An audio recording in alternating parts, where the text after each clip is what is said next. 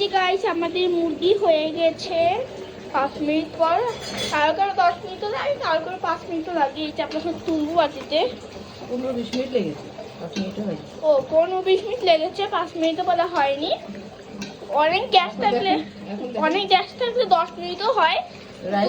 Rice কুকারে তো রাঁধতে 20 মিনিট লেগেছে।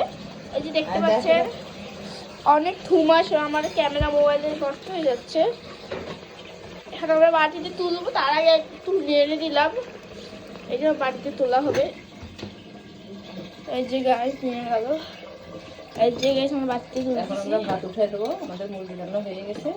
আমাদের মুরগি রান্না এইখানে থাকলো, এখন আমরা ভাত উঠে দেবো। ভাত তো সবাই আপনারা রাঁধতে জানে। এই যে আমাদের মুরগি হয়ে গেছে। আজকের রোস্ট এইভাবে ছিল। সবাই লাইক সাবস্ক্রাইব